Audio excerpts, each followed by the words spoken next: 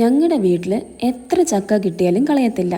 പച്ചയാണെങ്കിൽ വേവിക്കും, പഴുത്താണെങ്കിൽ ഹൽവയോ കുമ്പിളോ അടയോ ഏതെങ്കിലുമൊക്കെ ആക്കി വെക്കും. ചക്ക മാത്രമല്ല, കപ്പയും മുരിങ്ങയ്ക്കയും ഒക്കെ ഏറെ കിട്ടുമ്പം ഇങ്ങനെ വെക്കാറുണ്ട്. ഇങ്ങനെ ഓരോ കറി വെക്കാനുള്ള പാക്കാക്കിയിട്ട് സിപ്പ് ലോക്കിനകത്തിട്ട് ഇതുപോലെ ഫ്രീസറിനകത്ത് വെച്ചാൽ എത്ര നാൾ വേണേലും കേടാകാതിരിക്കും. ഇതൊക്കെ ഓരോ കറിക്കുള്ള പാക്കാക്കി വെച്ചേക്കുക കേട്ടോ, അല്ലെങ്കിൽ രണ്ടെണ്ണമായിട്ടിടാം.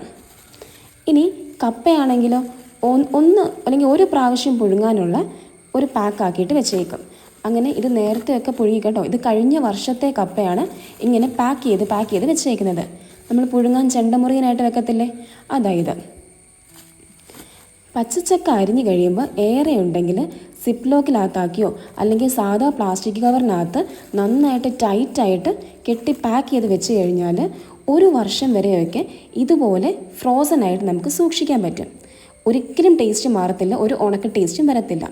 പഴുത്തയൊക്കെ ആണെങ്കിൽ ഇതുപോലെ പാത്രത്തിനകത്ത് അരിഞ്ഞ് പുഴുങ്ങി വെച്ചേക്കും, എന്തെങ്കിലുമൊക്കെ ഉണ്ടാക്കാം.